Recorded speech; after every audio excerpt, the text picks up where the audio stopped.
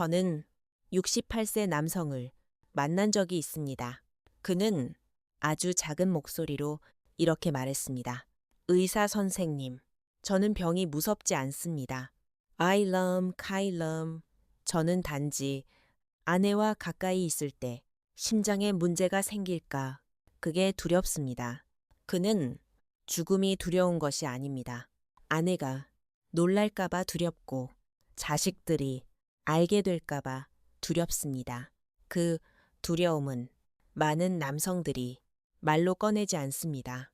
하지만 저는 알고 있습니다. 저는 그에게 아주 간단한 질문을 했습니다. 가슴 통증은 언제 나타납니까? 그는 잠시 생각했습니다. 어떤 날은 계단을 오르다가 아프고 어떤 날은 가만히 앉아 있어도 가슴이 무겁다고 했습니다. 바로 그 지점에서 이야기는 달라지기 시작합니다. 가슴 통증은 항상 같은 것이 아닙니다. 어떤 사람은 근육 때문에 아프고 어떤 사람은 위장 때문에 아픕니다. 하지만 어떤 사람은 심장이 혈액을 충분히 받지 못해 아픕니다. 문제는 통증이라는 단어에 있는 것이 아닙니다. 통증이 어떤 상황에서 나타나는가에 있습니다. 이것을 이해하지 못하면 부부 생활을 생각할 때마다 마음속에는 늘 조용한 두려움이 남게 됩니다. 저는 그에게 많은 사람들이 들어야 할 한 문장을 말했습니다. 가슴 통증은 포기해야 할 이유가 아닙니다. 하지만 가슴 통증은 자신의 몸을 분명히 이해해야 할 이유입니다. 많은 사람들은 두 가지 극단적인 선택만 합니다. 억지로 아직 건강하다는 것을 증명하려 하거나 아니면 완전히 스스로 물러납니다. 그 두 가지 방법은 모두 옳지 않습니다. 가장 옳은 것은 지금 내가 어느 수준에 있는지 정확히 아는 것입니다. 심장은 당신에게 멈추라고 요구하지 않습니다. 다만 귀 기울이라고 요구할 뿐입니다. 그리고 부부 생활을 결정하기 전에 반드시 확인해야 할 세 가지가 있습니다. 두려워서가 아니라 안전을 위해서입니다. 첫 번째로 확인해야 할 것은 통증이 힘을 쓸 때 나타나는지 아니면 쉬고 있을 때도 나타나는지입니다. 저는 그에게 물었습니다. 가슴이 아플 때 무엇을 하고 있었습니까? 계단을 오를 때 아프고 빠르게 걸을 때 아프고 무거운 것을 들 때 아프다가 몇 분 쉬면 사라진다면 그것은 보통 바리투 심장에 힘을 쓸 때 살원이심이 혈액이 부족하다는 신호입니다. 즉, 심장이 더 많이 일해야 할 때 심장 근육에 충분한 혈액이 공급되지 않는다는 뜻입니다. 이 경우는 부부 생활을 완전히 금지하는 것은 아닙니다. 하지만 반드시 운동 강도를 조절해야 합니다. 안전한 강도는 무엇입니까? 평지에서 10분에서 15분 정도 걸어도 가슴 통증이 없고 숨이 차지 않거나 또는 1층에서 2층 정도의 계단을 올라가도 대화를 계속할 수 있고 숨을 고르기 위해 멈추지 않아도 된다면 그 정도의 강도는 보통 가벼운 수준에서 중간 정도의 부부 생활과 비슷합니다. 반대로 몇 분만 걸어도 가슴이 무겁고 한층만 올라가도 숨이 차서 멈춰야 한다면 아직은 부부 생활을 하지 않는 것이 좋습니다. 일상활동에서도 심장이 아프다면 부부 생활은 심장에 더 큰 부담이 됩니다. 또한 통증이 가만히 앉아 있을 때나 누워서 쉬고 있을 때도 나타난다면 전혀 힘을 쓰지 않았는데도 가슴이 무겁다면 그것은 더 위험한 신호입니다. 쉬고 있을 때도 통증이 나타난다면 사고 부부 생활은 하지 않는 것이 좋습니다. 그때 먼저 해야 할 일은 심장 검사를 받는 것입니다. 두 번째로 확인해야 할 것은 가슴 통증이 얼마나 오래 지속되는지입니다. 저는 그에게 물었습니다. 최근에 가슴이 아팠을 때 몇 분이나 지속되었습니까? 그는 말했습니다. 어떤 때는 몇 분 만에 사라졌습니다. 하지만 어떤 때는 10분 이상 지속되었습니다. 통증의 지속 시간은 매우 중요합니다. 통증이 5분 이내이고 아은 잠시 쉬면 완화되며 호흡곤란이 없고 어지럼이 없다면 조금 더 경과를 지켜볼 수 있습니다.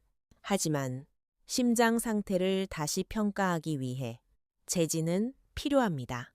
통증이 5분 이상 지속되거나 하루에 여러 번 반복된다면 그때는 부부 생활을 하지 않는 것이 좋습니다.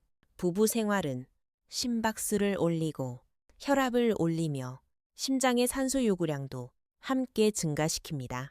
이미 심장이 혈액이 부족한 상태인데도 무리한다면 통증이 더 심해지거나 심근경색이 발생할 수 있습니다. 통증이 15분 이상 지속되고 점점 심해지며 쉬어도 줄어들지 않는다면 그때는 부부 생활을 생각하지 마십시오. 그것은 즉시 병원에 가야 할 신호입니다. 통증의 시간은 절대 거짓말하지 않습니다. 통증이 길어진다면 망설임도 길게 두지 마십시오. 세 번째로 확인해야 할 것은 가슴 통증의 위험 신호가 동반되는지입니다. 저는 그에게 물었습니다. 가슴이 아플 때 숨이 차지는 않습니까? 식은땀이 나지는 않습니까? 메스꺼움이나 어지러움 또는 실신할 것 같은 느낌은 없습니까? 그는 말했습니다. 어떤 때는 숨이 가빠졌고 어떤 때는 식은땀이 났습니다. 이 부분은 매우 중요합니다. 가슴 통증만 단독으로 있을 때는 반드시 가장 위험한 것은 아닙니다. 하지만 다음과 같은 증상 중 하나라도 동반된다면 가볍게 보아서는 안 됩니다. 호흡 곤란, 식은땀, 메스꺼움, 어지러움 또는 실신 느낌, 통증이 왼쪽 팔이나 턱으로 퍼지는 경우 이러한 증상이 부부 생활 중에 나타난다면 즉시 멈추어야 합니다. 몇 분 더. 이제 기다리지 마십시오. 조금만 더 버티려 하지 마십시오. 곧 괜찮아질 것이라고 생각하지 마십시오. 멈추십시오. 앉거나 누워서 쉬십시오.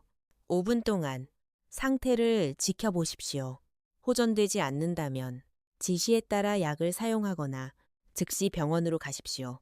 부부 생활은 심장의 지구력을 시험하는 시간이 아닙니다. 그것은 몸이 충분히 안전할 때에만 이루어져야 합니다.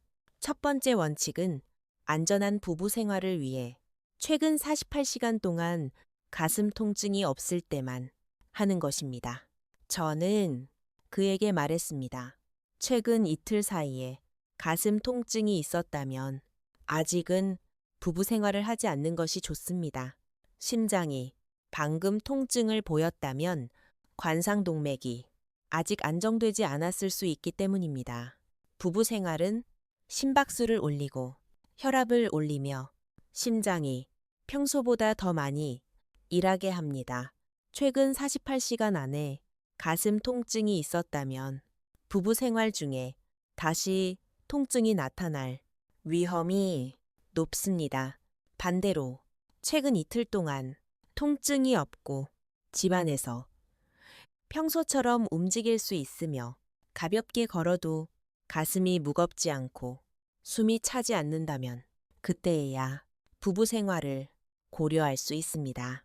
안전이란 완벽해질 때까지 기다리는 것이 아닙니다.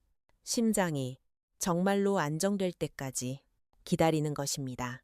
두 번째 원칙은 부부 생활 중 운동 강도를 조절하는 것입니다. 저는 그에게 말했습니다. 부부 생활은 자신이 얼마나 건강한지 증명하기 위한 것이 아닙니다. 심장은 자존심에 관심이 없습니다. 심장은 운동 강도에만 반응합니다. 부부 생활 중에는 심박수가 분당 100회에서 120회까지 오를 수 있습니다. 혈압도 오르고 심장의 산소 요구량도 함께 증가합니다. 그러므로 속도를 천천히 유지하십시오. 힘이 덜 드는 자세를 선택하십시오. 오랫동안 몸에 힘을 주지 마십시오.